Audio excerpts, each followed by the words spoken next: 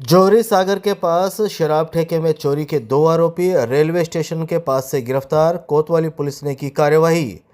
चूरू शहर के जौहरी सागर के पास शराब ठेके की खिड़की तोड़कर चोरी करने के 2 आरोपियों को कोतवाली थाना पुलिस ने गिरफ्तार कर लिया। दोनों आरोपियों को पुलिस ने रेलवे स्टेशन के पास से उस वक्त दबोच लिया जब दोनों फरार होने की फिराक में थे। कोतवाली पुलिस ने दोनों को मुकदमा दर्ज होने के 24 घंटे के भीतर गिरफ्तार करने में सफलता हासिल की है। कोतवाली सीआई सुखराम चोटिया ने गुरुवार शाम 7 बजे करीब बताया कि चोरी के इस मामले में शहर के पिनारों का मोहल्ला निवासी सोयल उर्फ सोयब और वार्ड 3 निवासी मोहम्मद समीर को गिरफ्तार किया गया है। उन्होंने बताया कि दूधवा खारा के 47 वर्षीय शिव प्रसाद ने मुकदमा दर्ज करवाया था कि उसकी शहर के जौहरी सागर के पास शराब की दुकान है, जिसमें 7 अप्रैल 2025 की मध्यरात्रि को ताला तोड़कर चोरी का प्रयास किया गया, लेकिन जब ताला नहीं टूटा तो चोरों ने पास ही खाती की दुकान के ताले तोड़कर बरसोली निकाली और शराब की दुकान की खिड़की तोड़कर 15,000 रुपये निकाल कर ले गए। रिपोर्ट में 2 व्यक्तियों के द्वारा चोरी किए जाने का शक जाहिर किया गया था। इसके बाद पुलिस ने तफ्तीश करते हुए सोयल उर्फ शोएब और मोहम्मद समीर को गिरफ्तार कर लिया।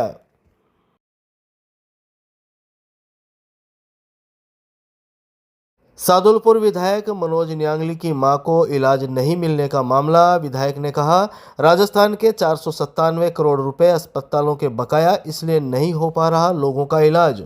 सादुलपुर विधायक मनोज न्यांगली ने कहा है कि राजस्थान के अस्पतालों में 497 करोड़ रुपए बकाया चल रहे हैं, इसलिए लोगों का इलाज नहीं हो पा रहा है। सादुलपुर विधायक मनोज न्यांगली गुरुवार को चूरू पहुंचे थे, जहां उनकी मां भी उनके साथ मौजूद थी। विधायक मनोज न्यांगली ने कलेक्ट्रेट परिसर में पत्रकारों द्वारा पूछे गए सवाल का जवाब देते हुए कहा कि 8 अप्रैल को उनकी मां को इलाज नहीं मिलने पर उन्होंने सीएम को पत्र लिखा था।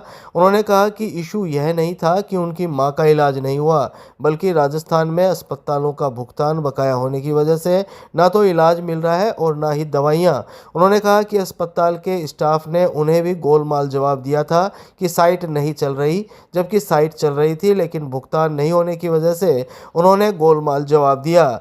उन्होंने कहा कि अब इससे सरकार को चिंता होनी चाहिए और इसमें सुधार होगा, यदि नहीं होगा तो नई लड़ाई लड़नी पड़ेगी। 497 करोड़ रुपए अस्पतालों के भुगतान बकाया हैं, इसलिए प्राइवेट अस्पताल और मेडिकल दवाई वाले दवाई नहीं दे रहे हैं। और वही कारण था कि 8 तारीख को हमारा इलाज हॉस्पिटल नहीं किया, लेकिन वो गोलमोल करना चाह रहे थे कि साहब हमारी साइट नहीं चल रही थी। मैंने प्रोजेक्ट डायरेक्टर शिप्रा विक्रम से बात करी, उसने कहा कि ऐसा कुछ नहीं है, हमारी साइट चल रही थी। हमारे 770 हॉस्पिटल है, हाहाकार मच जाता, नहीं चलती थी, लेकिन हॉस्पिटल वालों ने इसलिए बंद करा साइट का नाम लेके कि उनका भुगतान नहीं हो रहा था, वो इलाज नहीं कर रहा। तो अब आपने जैसे ये आवाज उठाई है, वो काफी बुलंद भी हुई है ये आवाज। मैं तो आपको धन्यवाद देना चाहता हूँ, मीडिया बंधुओं को। वास्तव में जनहित की, जनता की बहुत बड़ी बात थी और उसको आपने बड़े अपने प्रथम वरीयता देते हुए आपने पूरे राजस्थान में उसको प्रचारित किया और सरकार के सामने अपने नॉलेज में लेके आए। इसलिए सरकार चिंता करेगी, हो सकता है सुधार हो, नहीं होगा तो फिर नई लड़ाई लड़ेगी। चूरू में मोतियाबिंद का फ्री इलाज। गढ़ के पास बजाज आई हॉस्पिटल में 3 दिवसीय शिविर आयोजित। चूरू में भारत विकास परिषद और मुंबई के बजाज परिवार के सहयोग से बजाज आई हॉस्पिटल में 3 दिवसीय निःशुल्क मोतियाबिंद ऑपरेशन शिविर का आयोजन किया जा रहा है। गुरुवार को डूंगरमल बजाज और सरोज बजाज ने शिविर का उद्घाटन किया। शिविर प्रभारी मदन सिंह राठौड़ ने शाम 5 बजे करीब बताया कि चयनित मरीजों का ऑपरेशन पूरी तरह निःशुल्क किया जाएगा। मरीजों को दवा, भोजन और रहने की सुविधाएं भी अस्पताल में मुफ्त मिलेगी। कार्यक्रम में विश्वनाथ गोटेवाला और उमेश चंद्र चौहान ने बजाज परिवार को प्रतीक चिन्ह देकर सम्मानित किया। अस्पताल के मुख्य ट्रस्टी श्याम सुंदर बजाज और शशि बजाज ने अतिथियों का स्वागत किया। शिविर के रजिस्ट्रेशन में देवेंद्र कुमार चंदेल, सुरेंद्र ग्रोवर, पुनीत लाटा समेत कई स्वयं सेवकों ने सहयोग किया। कार्यक्रम का संचालन शाखा संयोजिका शशि चंदेल, मंजू पारिक, मधुबाला गौड़ और लवली चौधरी ने किया। परिषद के सचिव संदीप कुमार शर्मा ने सभी का आभार व्यक्त किया। कलेक्ट्रेट परिसर में विधायक हरलाल सारण ने की जन सुनवाई। ग्रामीण क्षेत्र से आए लोगों की सुनी समस्याएं। चूरू के कलेक्ट्रेट परिसर में गुरुवार शाम 6 बजे करीब चूरू विधायक हरलाल सारण ने जन सुनवाई करते हुए आमजन के अभाव अभियोग सुने। विधायक हरलाल सारण ने लोगों की समस्याओं के समाधान के लिए अधिकारियों से दूरभाष पर वार्ता कर जरूरी निर्देश भी दिए। इस मौके पर विधायक हरलाल सारण ने कहा कि भाजपा सरकार प्रदेश को विकसित प्रदेश बनाने के लिए कार्य कर रही है। इसी कड़ी में चूरू में भी विकास कार्य करवाए जा रहे हैं। विधायक सारण ने बताया कि आमजन की शिकायतें सुनकर उनके निस्तारण के लिए समुचित कार्यवाही के अधिकारियों को दूरभाष पर निर्देश दिए गए हैं।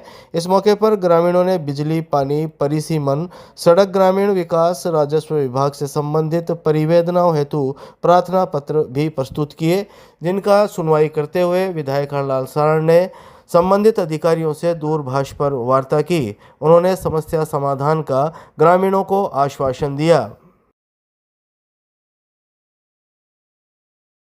ऊर्जा राज्य मंत्री हीरालाल नागर ने जिला परिषद सभागार में विद्युत विभाग के लिए मीटिंग अव्यवस्थाओं पर जताई नाराजगी।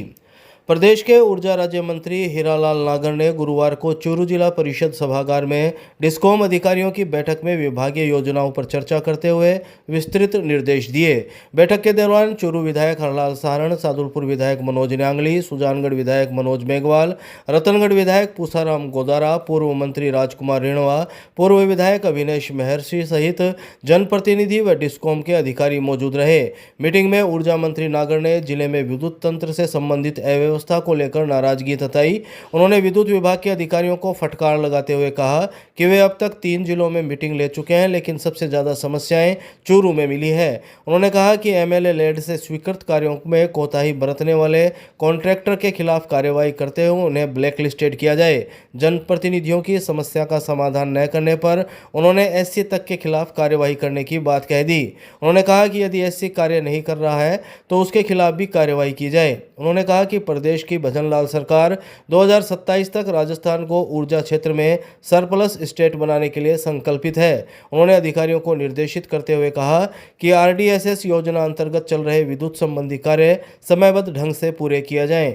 उन्होंने विद्युत कार्यों, बजट घोषणाओं, पीएम सूर्य घर योजना अंतर्गत सोलर कनेक्शन, पीएम कुसुम योजना अंतर्गत कनेक्शन, लंबित कृषि कनेक्शन, घरेलू कनेक्शन आदि सहित विभागीय योजनाओं और कार्यों की समीक्षा की और संबंधित अधिकारियों को निर्देश दिए।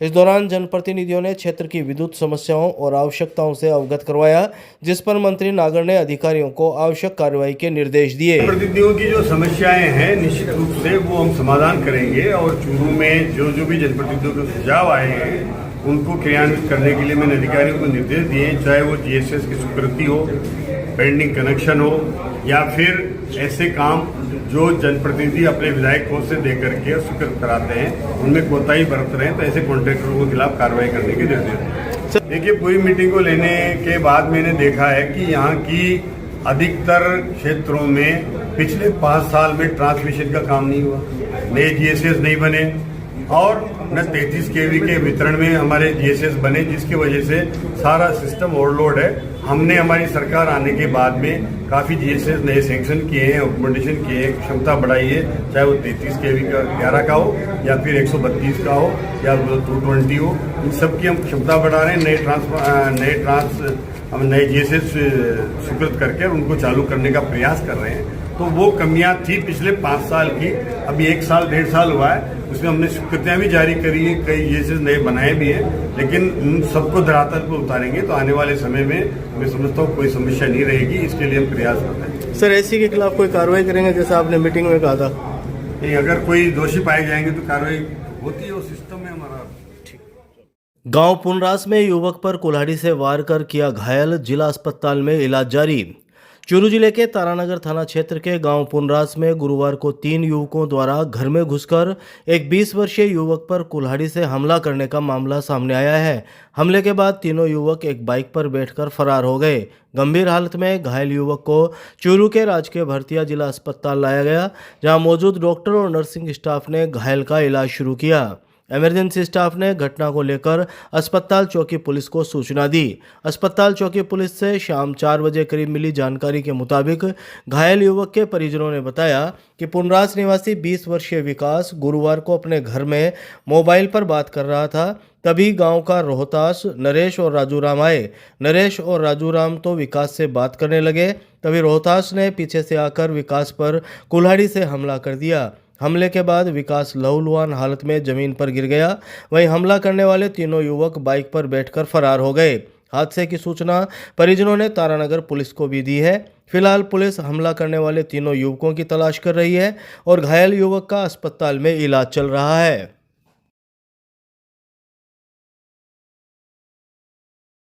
थेलासर की 6 महीने की गर्भवती महिला की मौत, ससुर की रिपोर्ट पर पोस्टमार्टम के बाद सौंपा गया शव। चूरू के रतननगर थाना क्षेत्र के गांव थेलासर में खेत में कृषि कार्य करते समय 6 महीने की गर्भवती महिला की मौत हो गई।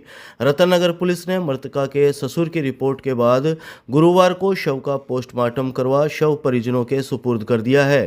रतननगर थाने के हेड कांस्टेबल अमरचंद ने सुबह 11 बजे जानकारी देते हुए बताया कि थेलासर निवासी रामेश्वर लाल ने रिपोर्ट दी कि उसके बेटे सुभाष की पत्नी 32 वर्षीय एकता का पीहर भीकनसर गांव है। बुधवार को वह खेत में कृषि कार्य कर रही थी, तभी वहां उसकी तबीयत बिगड़ गई। उसको निजी वाहन से तुरंत राजकीय भर्ती अस्पताल लेकर पहुंचे, जहां चिकित्सकों ने उसे मृत घोषित कर दिया। उन्होंने बताया कि एकता करीब 6 माह से गर्भवती थी। करीब 10 साल पहले एकता की सुभाष से शादी हुई थी। इनके एक 5 साल का बेटा भी है। पति सुभाष काम के चलते दूसरी जगह रहता है। पीहर पक्ष के आने के बाद पुलिस ने रिपोर्ट के आधार पर मृतका के शव का पोस्टमार्टम करवाकर परिजनों को सौंप दिया।